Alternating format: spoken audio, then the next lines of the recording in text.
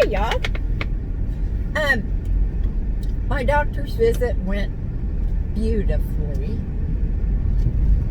and that is a lot to be thankful for. That and curly hair. Linda, sweetie, does this remind you of anything? Oh my goodness. On my way over to pick up Terry, I thought I would use the time to explain to y'all about some of the ways that these adoption agencies work. And I think I told y'all before that I got Miss Hazel from a very high kill shelter in Lancaster, which is about 3 hours from here. There are not a lot of high kill shelters, if any, left, but what the law states, if my research is correct, and y'all correct me if I'm wrong, is that if a shelter, not a volunteer, thing, but an animal, a pound, adopts out or finds homes or owners pick up their lost animals, at about 90%, they are allowed to off the other 10%. So the small organizations that are rescue groups are the ones that do not euthanize their babies. Normally, at least when I was fostering, the groups that I worked with, if they had an animal that was unadoptable, then it just stayed in foster care. Okay, what else?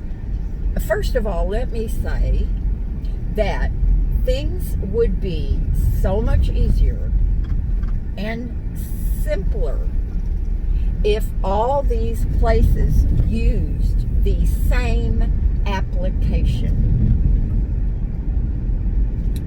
For some reason, the one that I filled out for little Hannah, I could only access it. It was read only. So Jerry, bless his heart, had to bring his laptop over, and he had something on Windows or something. I don't even know.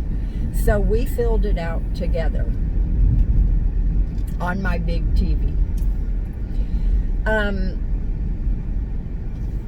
They can be very complicated. I mean, why do they have to make it so hard? I don't get that. They should all get together, have a meeting, go over all their applications, and make one that would be the same.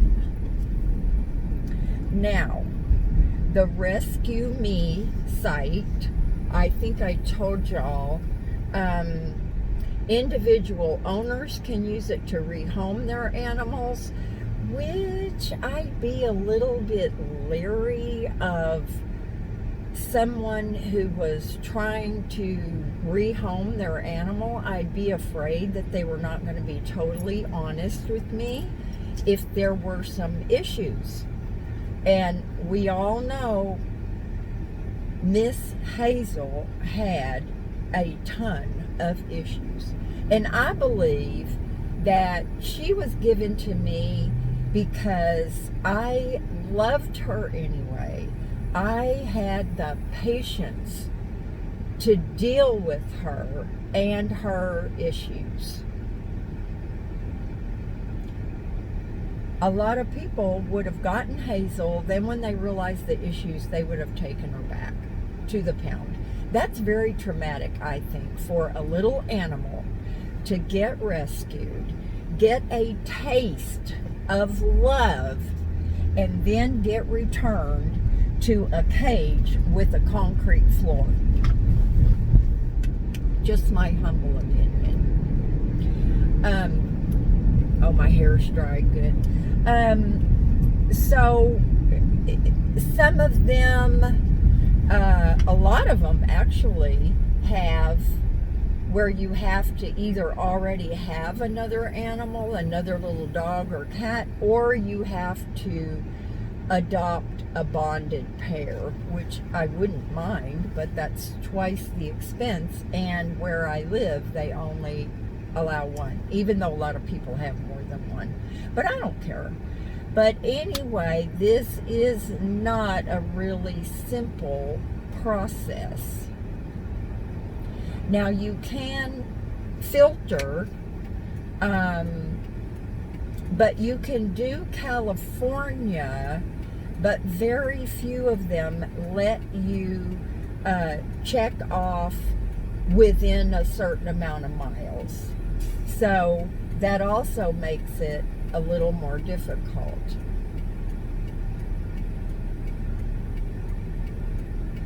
Of course, because of this raging virus, they're not having events at PetSmart, which a lot of rescue groups used to do.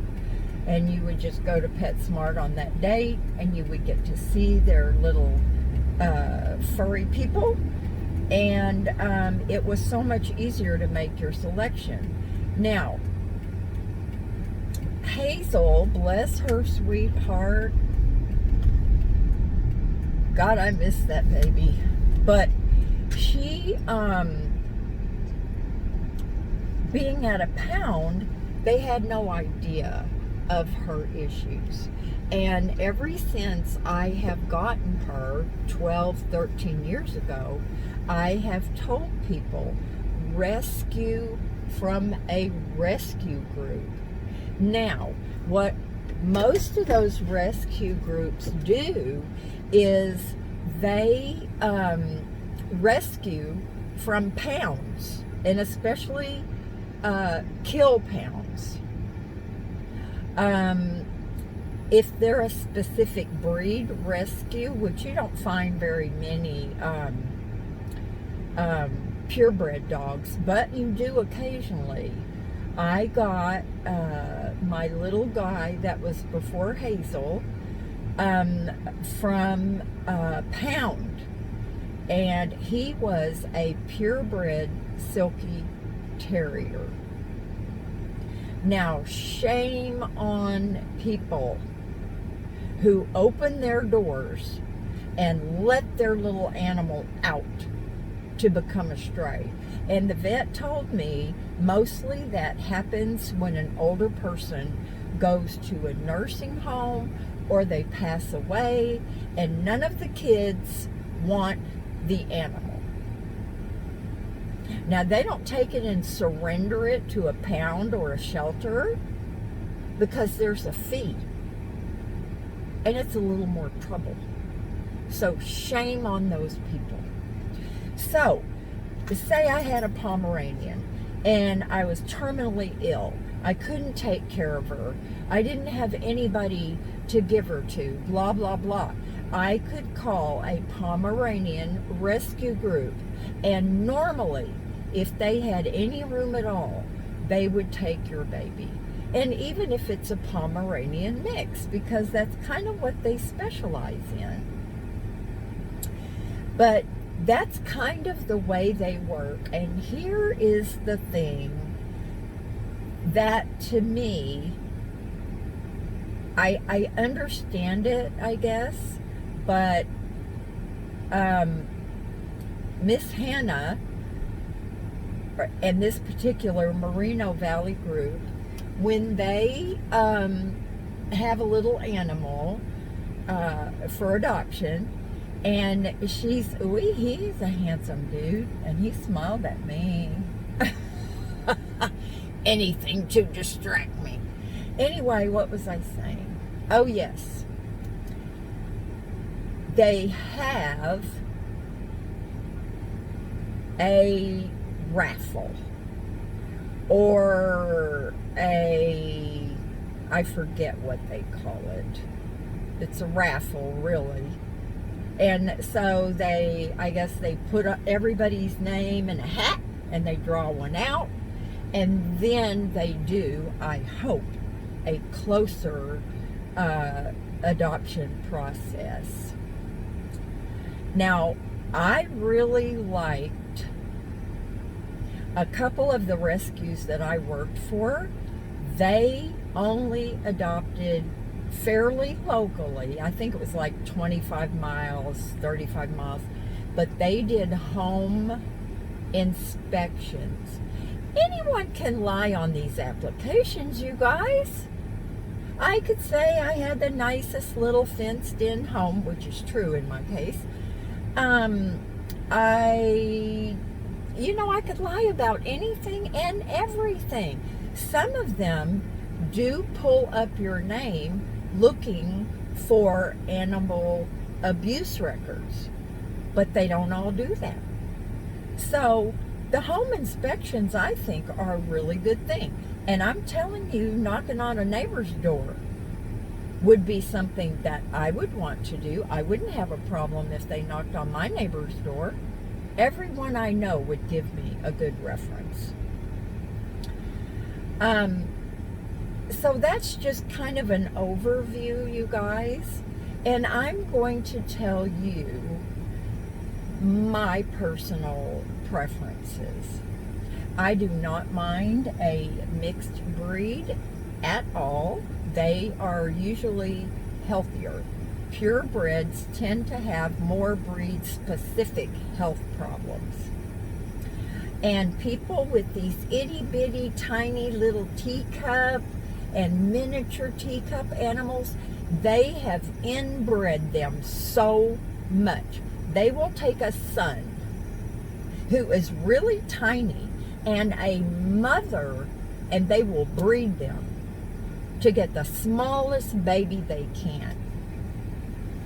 Those people need to be shut down, because those babies end up having neurological problems. They end up with other health problems. And guess who's stuck? Paying for all of that and the heartache. Yeah, you are, if you buy one of those little animals. My personal preference, because of my situation, and if I didn't have the situation that I do, a standard poodle would be my preference. They are the second most intelligent dog breed. Now, border collies are first. Do I have the energy to exercise a border collie? You bet you I don't. You bet you I don't. But that would be my number one preference. I just love them. But you all saw the little girl, Hannah, that grabbed my heart. A small dog around 6 pounds, a younger dog around a year, year and a half. Of course, I would take younger. Female, hypoallergenic or non-shedding or very low shedding. I know it's not good, but I kind of have a thing about shedding. Now, if you brush and bathe your dog on a regular basis, you can keep that pretty much under control. So, I have never been a fan of light colored, or, oh my gosh, that lady's got beautiful hair. But you can tell she uses that shampoo that has blue in it. But anyway, I've never been a fan of white dogs or white kitty cats, calico kitties. I am looking for a kitty as well. If I could find a ragdoll or a Maine Coon mix that was really young, I could definitely pour some love on them. Cats are easier. But anyway, those are kind of my preferences. And little Hannah, who will not be named Hannah, by the way, was little. She was a Pomeranian mix, like Hazel. I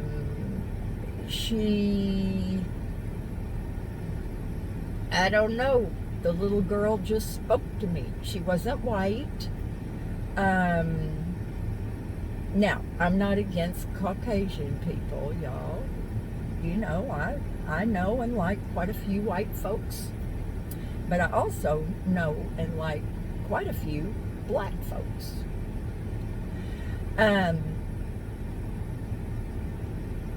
So that's just kind of where my preferences lie. And did you guys know that black animals, specifically cats, have a harder time being adopted? I would love a black kitten. I just think they're adorable. I prefer striped kitties, tabbies, over calicos. Now, as well as a ragdoll, I am also looking for a Scottish fold. I don't know if you guys have never seen a Scottish fold kitten. You have to look them up. They are so adorable. They've got big eyes. They have round faces, and their little ears flop over. There goes one of those witches that causes Terry so much trouble. But she does have a big red Irish setter. Okay, y'all, I've talked your ear off. I'm going to call Terry and tell him to come on down. And I have a lot more information to share with y'all and some interesting stuff about recycle. Love you, appreciate you, value you. Do something fun today, and please share it with me. I don't care if you sit out on your patio and smoke a pipe and you're a lady. So I'll talk to y'all later. Bye now.